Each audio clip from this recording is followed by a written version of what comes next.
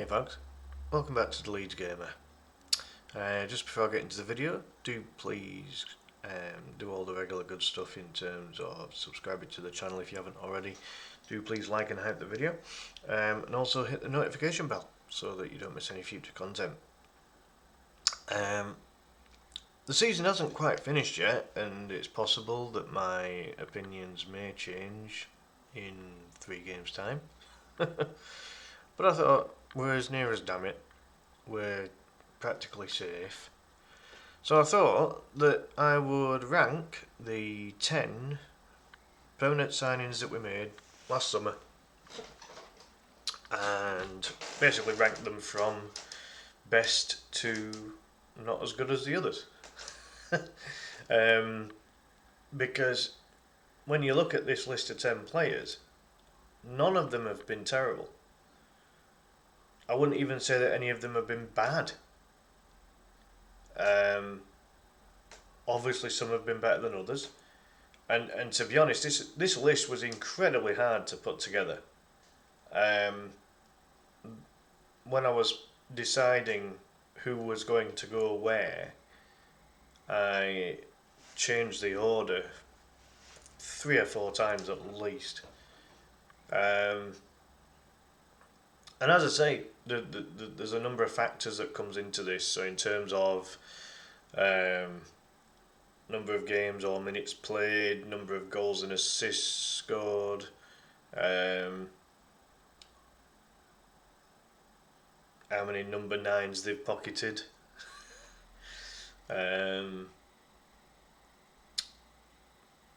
how good they, just generally how good they've been, giving them the general eye test. How versatile the player has been. There's so many factors to put into this, and I'm pretty sure that there's going to be a lot of Leeds United content creators out there that will have a different order to what I've got, but I'll go through it anyway, and I'll start from the bottom, work my way up, and I'll give my reasons for each one. So, starting at the bottom, Lucas Perry. Now, I was debating whether to put Lucas or Sebastian at the bottom. And I think just on the basis that Lucas Perry has played more and not shone through as much, or has maybe made 1 or 2 more mistakes in matches than what Seb Bornau's made, and for the price that we paid for Lucas compared to what we paid for Seb, someone's got to finish bottom of the list, and unfortunately Lucas is probably the one player who's, he's always going to stand out when he makes a mistake because he's a goalkeeper. Goalkeepers and strikers, or goalkeeper and striker is the 2 most difficult positions to play because you are the most scrutinised. If you're not scoring goals as a striker, you get scrutinised. If you're not keeping clean sheets as a goalkeeper, you're scrutinised. And this, this is the difficulty for Lucas. Now, at the end of the day, Lucas has played 16 times in the Premier League this season, so he's had a decent crack at it. And for me, he's not a terrible goalkeeper. He's actually not. This is his first season in the Premier League. He's Brazilian, so he's having to adapt to a different country, a different culture, and he's got the pressure of being trying to be the Leeds number 1, and that does come with a lot of pressure. You playing in front of 36,000 fans every home game, and if something goes wrong, the fans will let you off if it's just a genuine error. But if you make a couple of silly mistakes that were avoidable, then fans will have a bit of a different view. So it's a bit unlucky for Lucas, but as I say, someone's got to finish bottom of the list, and so therefore Lucas, if Lucas had maybe cemented his place as a number one goalkeeper a bit longer, or a bit more, he's played 16 times and played 1,440 minutes of football. If he'd maybe reached to 20 games or something like that, then he might have gone up a place. And signed for £15 million. We signed him as our potential new number one goalkeeper, and he's not been able to sustain that position. So I think putting Lucas at the bottom of the 10 is I don't think it's harsh, because obviously someone's going to be there, but I just think that maybe the other 9 have either done a bit more, or they've not made quite as many errors, or there's a whole load of reasons which we'll get into. So moving on to Sebastian Bohr now. He was only signed for £5 million. He's had a lot of injuries, and I think the injuries are part of the reason as to why he's not played as much. He's only made 4 starts and 5 sub appearances, totaling just 308 minutes. Now, my argument to not putting Sebastian bottom of the list is the fact that when he has played, I don't think he's played that badly. I really don't. I can't really think of a match where Sebastian let us down. And while he hasn't maybe stood out as much as the other 3 main centre backs, as in Pascal Strout, Joe Rodon and Yacobiol, he's very rarely put a foot wrong, and so the reason for Seb being as low as he is partially because he hasn't played, but there has to be a reason why he hasn't played, because when he has been fit, he hasn't been able to get ahead of James Justin, who's more naturally a fullback. And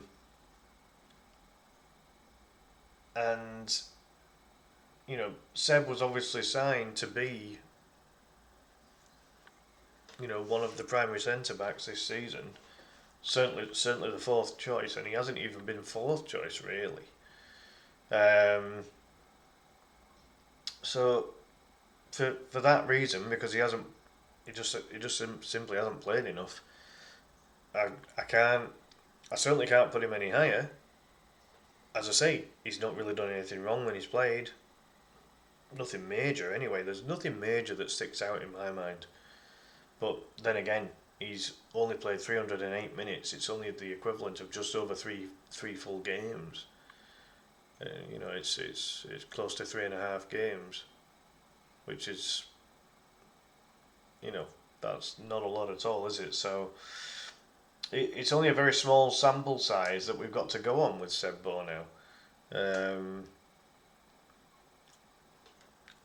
The fact that we only signed him for £5 million obviously goes in Seb's favour, on the basis that we haven't kind of spent £10 or £15 million on him and he hasn't played. That would then, I think in that situation then he probably falls below Lucas Perry.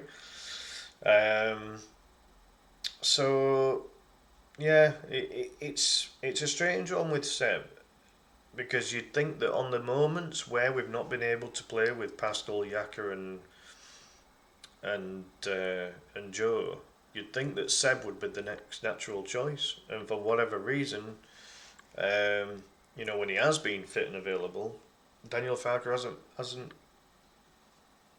fancied him. So yeah, that's my reasoning as to Seb being in 9th place. Next we've got Sean Longstaff. I thought that getting Sean Longstaff for £12 million, I thought that was quite a savvy deal. You're looking at a player that's played a lot of Premier League football. He's when Newcastle have been at the peak of their powers and Sean's been in their squad, You'd think that's a lot of Premier League experience to bring in, and initially he played quite a bit, um, but then he got injured, and then he couldn't get back into the starting 11 on a regular basis. Sean's made 10 starts and 11 sub appearances, totaling 975 minutes of football. In that space of time, he's got 2 goals and 2 assists. Ironically, both goals coming against Bournemouth. Couple of crackers as well, to be fair. Um, so yeah, I can't put Sean higher on the basis that everyone else has just been or done a little bit more or been a little bit better than him. The fact that when he did get fit again, he wasn't really able to push his way into being a regular starter, despite his experience, um, is possibly another reason why he's as low down as eighth. Um, Again, he hasn't done much wrong when he's played. Couple of little moments where you'd have liked him to maybe be a little bit stronger in possession or something like that. But generally speaking, I don't think he's done a lot wrong. And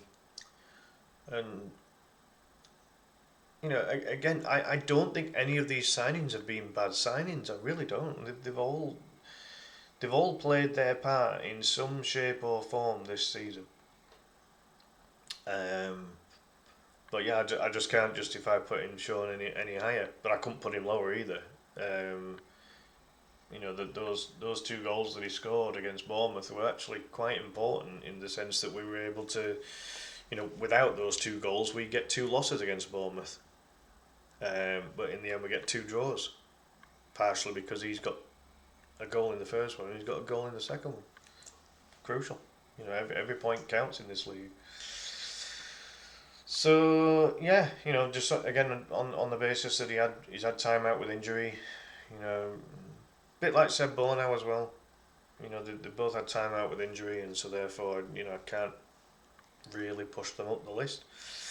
But again, only 12 million spent. We haven't like shown somewhere in the middle for the amount of money that we paid in terms of these 10 players. So yeah. Moving on. Now this is a player that's moved in a couple of different positions on this list. Lucas Mecha. He's been higher on the list before coming up with the final decision here. So for Lucas Mecha, he's had some time injured, but we signed him on a free transfer. He's made 9 starts. He's made 19 sub appearances, but he's still not reached over 1,000 minutes yet. He's on 928. There's a strong possibility that both Sean and Lucas get above 1,000 minutes. By the end of the season. I hope they both do. I really do. I think they could both. Sean only needs another 25 minutes, and Lucas only needs about what? Let's just call it another 75 for the sake of argument. And the two of them have got three games to get those minutes in. When Lucas has played, has he done a lot wrong? He's missed a couple of chances. I mean, in the last couple of sub-apps he's made, he's looked really, really good. He's looked sharp. He's looked at it. He puts the effort in. He's quite quick. He's strong. He's got a good finish on him. Can take a good penalty as well. And to get 6 goals in such a relatively small amount of game time. He's got 6 goals and 1 assist as well. And on a free transfer, it's really not a bad return at all, is it? As I say, I had Lucas a place higher, but then when I saw where it was potentially going to put James Justin, I was like, that's so difficult. It's so difficult to judge.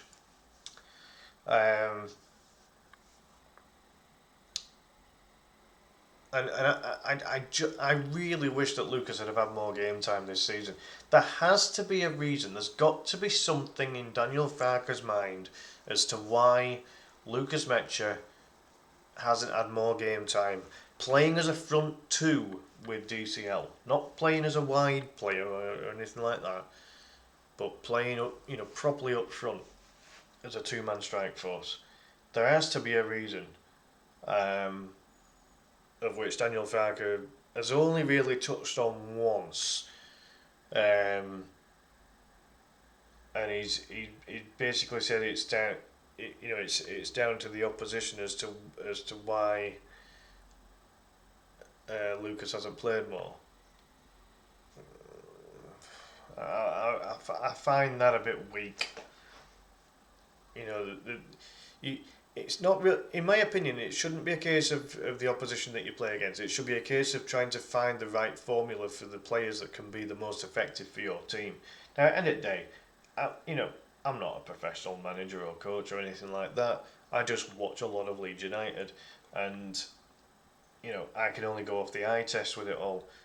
And at the end of the day, I can't really criticise any of these players or Daniel Farke because we've had a good season. For the position we were in, we've spent just £103 million on these 10 players, and we unofficially made sure that we weren't going to get relegated. With time to spare, we've ended up getting a win against the arch enemy, our nemesis, if you like. At their ground for the first time in God knows how long, and got to the semi-final of an FA Cup for the first time in God knows how long. So I mean, I can't be critical. We can always strive for more, of course, but on the basis of how we've come up and how we've managed the obstacle in front of us, I just think we've done really, really well. So I can't be too critical. But as far as Lucas is concerned, I just really, I don't know. I like his game. He's there's something about he's a very unique.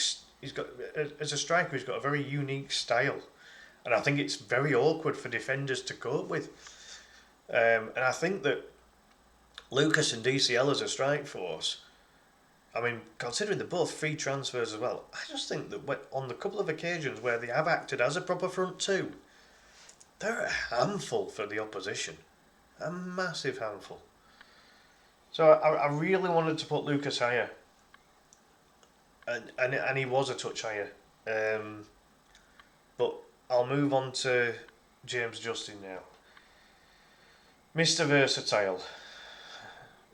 He's played in all three defensive positions this season in terms of right wing back, left wing back, centre back. And again, he hardly puts a foot wrong. He's been really good. There's just no other way of putting it. 8 million quid. 8 million quid, and you get a utility defender that has just been really reliable, defensively sound as a pound. He's made 18 starts and 8 sub-outs, totaling 1,627 minutes. He's got 2 goals and 1 assist. One of those goals, an overhead bicycle kick? Seriously? And he's even come out and said that it's not even in his top 3 goals of his career. That means he's scored a couple of belters in his time then. But just that versatility, the fact that he's been able to come in and play wherever the managers wanted him to play. I mean, I'll just touch on his versatility. So according to WhoScored.com, James Justin has played 8 times as a centre-back, which isn't even his primary position. 8 sub-appearances, 4 starts as a as a right back, 2 starts as a left wing back, and 2 starts as a right wing back. Oh, that's a bit weird. But anyway, it kind of defines it differently because it says defensive midfielder left and defensive midfielder right, which I find a bit odd. It says that he's played as a right winger twice, which I don't, and a left winger once. That doesn't make any sense. Anyway, the fact is, he's been as versatile as you like, and you know, the fact that it states that he's, that out of all of his appearances, he's actually appeared at centre back as often as he's played full back is balmy. Considering that he was signed as basically a backup for Jayden Bogle. It's remarkable. It really is. So I couldn't. So when I saw initially that James Justin was below Lucas Mecha in this list, I just couldn't put James Justin that low. I just couldn't. It's been so hard to put anybody in the bottom half of this list, because so many of these guys have done so well this season. But yeah, so James Justin pretty much slap bang in the middle there, in 6th. So moving into the top 5, I've gone with DCL.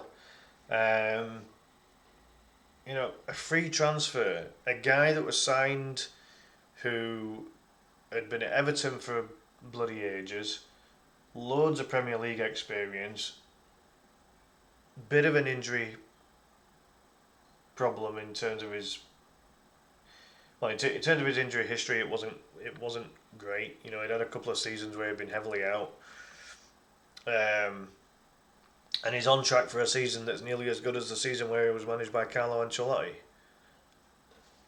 So, it's pretty good going. And the key thing about DCL, he's played a lot of football. He's actually stayed fit. He's had a couple of small niggles, and that's it. He's made 27 starts with 5 sub-apps, which is this will go down as one of his fittest seasons ever.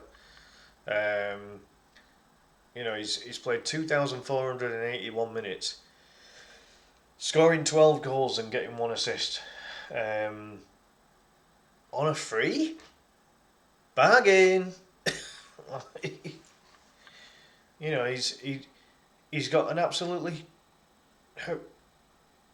massive leap on him.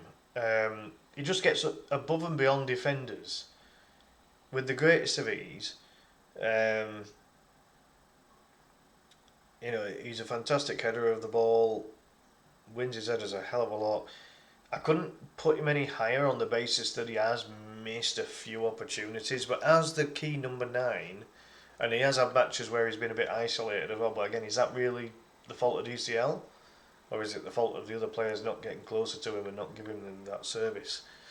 But as I say, for his goals alone, if we'd have been 12 goals less this season, we wouldn't be, we wouldn't be safe from relegation right now, in my opinion. I think he's popped up at crucial times, and he's on track for having one of the best seasons of his career.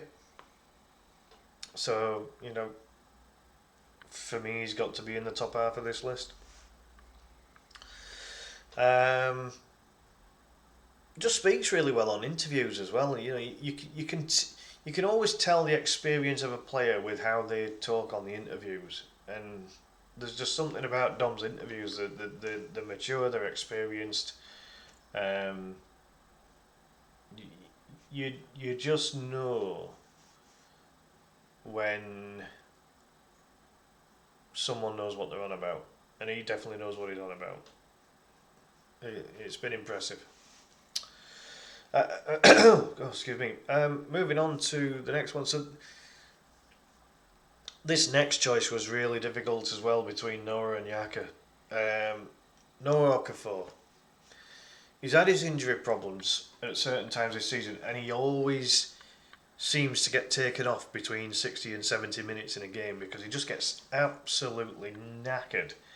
But it's because of the work effort and the work ethic that he puts into his game. He's so creative. He's really, really, really good on the ball. And, you know, there's been times when he's had his injuries, we've missed him. We've missed that creative spark that he can bring to the team. Which is why at one point it was third on the list for me. Noah has made 19 starts, he's had 9 sub appearances, his total minutes are 1,570, he's scored 8 goals, he's got 1 assist. It's a really good return. I think that maybe the price that we paid for him, he is the most expensive player on this list at £19 million. And for the injuries that he's had,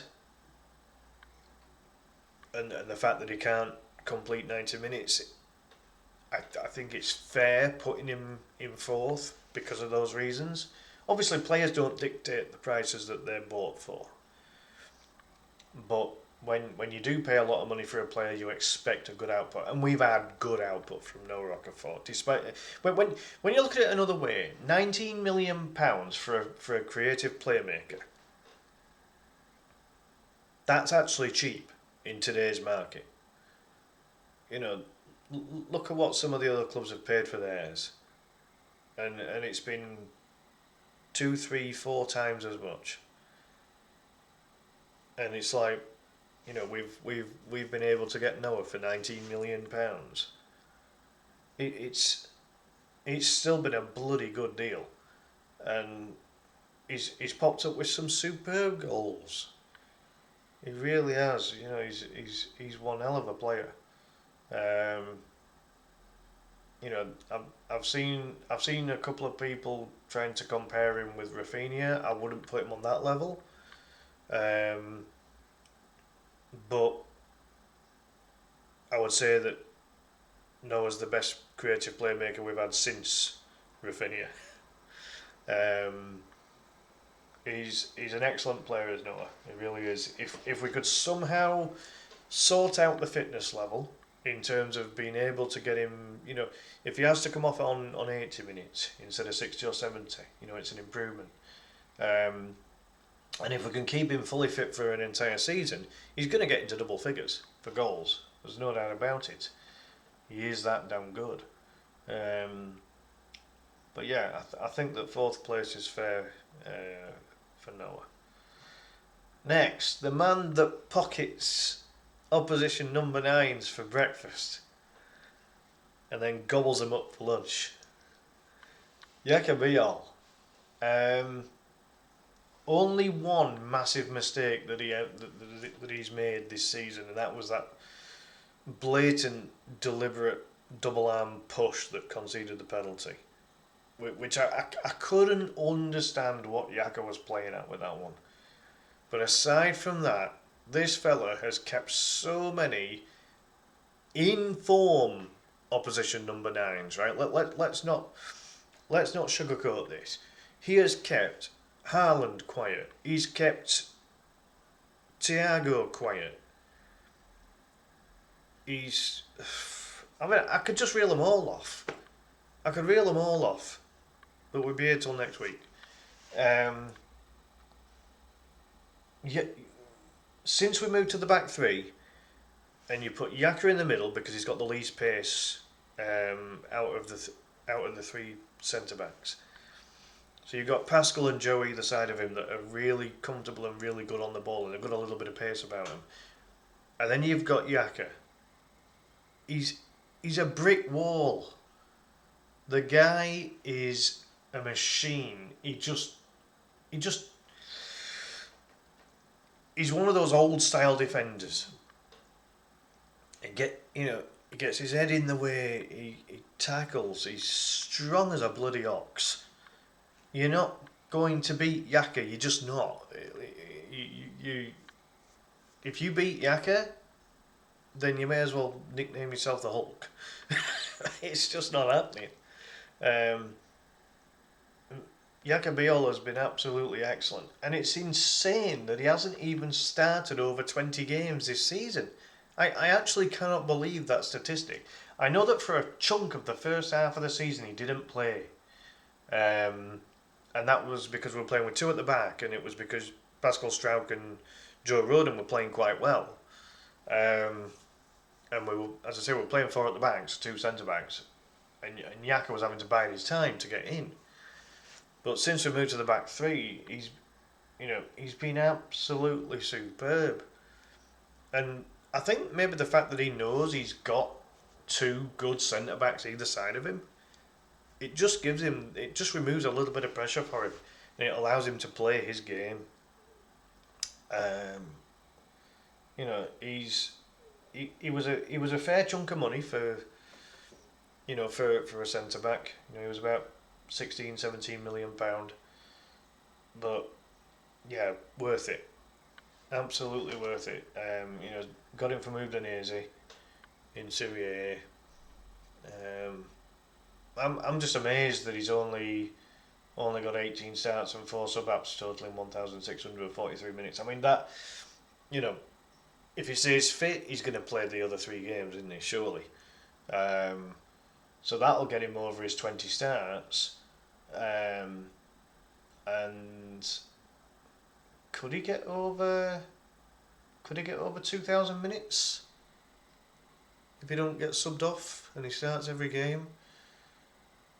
90, 180, 270. Oh, that's going to be close. I think he does just. If he plays the entire 90 minutes, I mean, like, Yaka hardly ever gets subbed. He only gets subbed off tactically. Never gets subbed off because of injury or anything. So if we need to go, to 4 at the back, sometimes Yaka will come off and they'll keep Pascal and Joe on. Yeah, he's just about got a chance of getting over 2,000 minutes. And just a great signing. And just the fact that he's been so good at pocketing those number 9s. I had to have Yaka high up. And it was very, very close between Yaka and Noah. Very, very close for me. And then the top 2. I mean, this was close.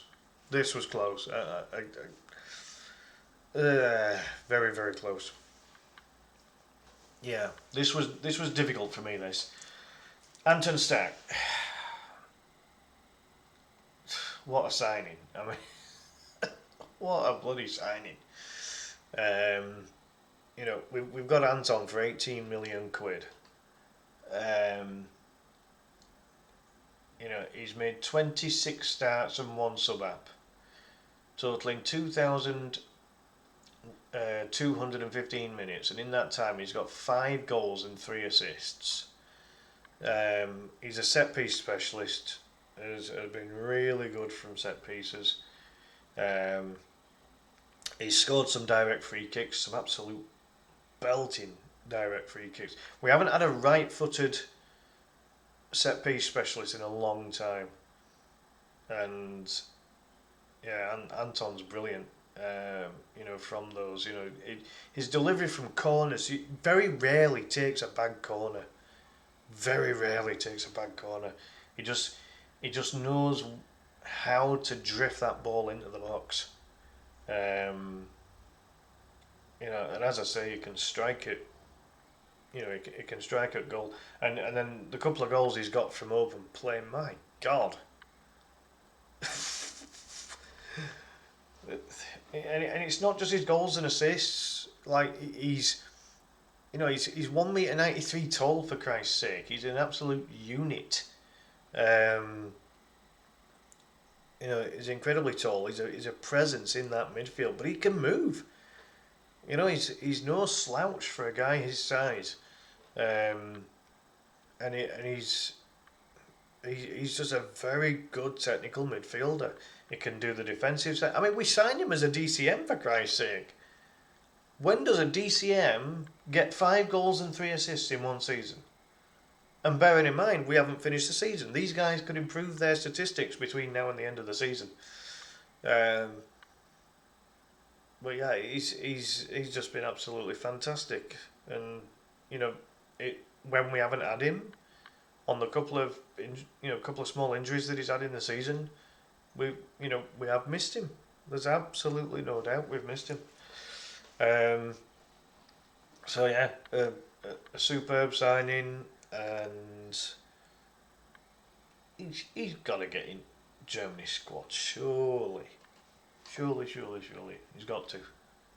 Um, yeah, I can't really say anything more about Anton, and he's just such a personality as well. You know, when you look at all the social media stuff that him and his wife do, and it seems a right funny bloke, and he, he loves to entertain.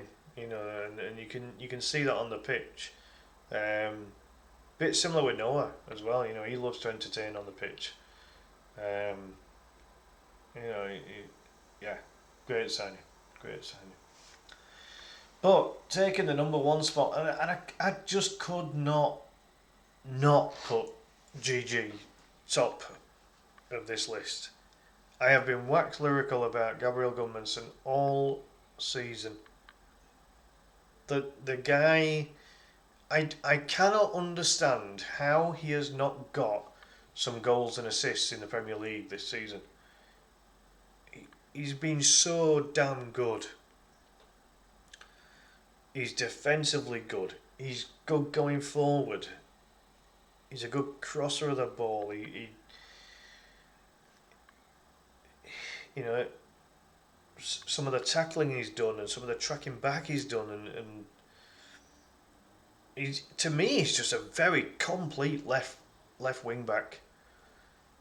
He's excellent, absolutely excellent. 11 million quid. That's it. 11 million. He has got to be the best bargain left back or left wing back in the Premier League this season. For the price we've paid for him, the only thing missing from his game is goals and assists. And he deserves a couple. I think he got one in the cup, didn't he? I'm sure he got one in the cup because he did a celebration that suggested that his missus was pregnant. Good goal too, if I remember right. But yeah, he is so damn good. To give an example of how much we missed, like the biggest example to suggest why Gabriel Gudmundsson has been so good this season is that for the matches where we've not had him, it's been obvious. He just absolutely completes that left side. And there's been games where Gabby Gudmundsson and Noah Okafor have occupied that left side, and my God, those two occupying that left side, it's good to watch. Really is good to watch. The two of them have a real chemistry on that left hand side. He's quite quick. He's quite strong. He's got a bit of everything as Gubby. He really has, and he's just a bloody good left back / left wing back. He's that damn good. And I have no idea how the hell we've got him as cheap as 11 mil. No idea. But I ain't grumbling whatsoever. To get a player of Gabriel Gudmundsson's ability, you'd have to pay double, triple, quadruple what we paid, in my opinion. He's been that good. The only thing that could improve his game going into next season would be some goals and assists. That's the only thing that could really improve his game. He's been absolutely crucial this season. A couple of little injuries that have kept him out for a couple of games, which has been such a shame. And that stupid bloody game that he missed because of that red card that should never have been a red card. That idiot Thomas Bramall. God. That annoyed me. But I think it's just been so clear that when Gabby hasn't played, we've missed him. and that is as telling as actually what he's, not just what he's done on the pitch, but when he's not been on the pitch, the fact that we've missed him that much. He's his dynamism down the wing is just excellent. Very dynamic player, and yeah, just a really good player, and he just gets on with it as well. Like he's not one that craves the media or anything like that. He hasn't done that many interviews or anything like that. But when he's spoken, he's been very well spoken about things. You can see he's got a good understanding of the game, as much as anything. And yeah, just, to me, he just seems like a very likable guy and very likable player. You can't go wrong with that. You just can't. So yeah, I'm going to leave it there, folks, because I didn't realise this video was going to be this long. But big thank you for watching. Please do all that good stuff I mentioned earlier. Please subscribe to the channel if you haven't already. Please like and like the video and hit the notification bell to view all future content. But in the meantime, folks, have a good one. Thanks for watching. See you next time. Bye for now.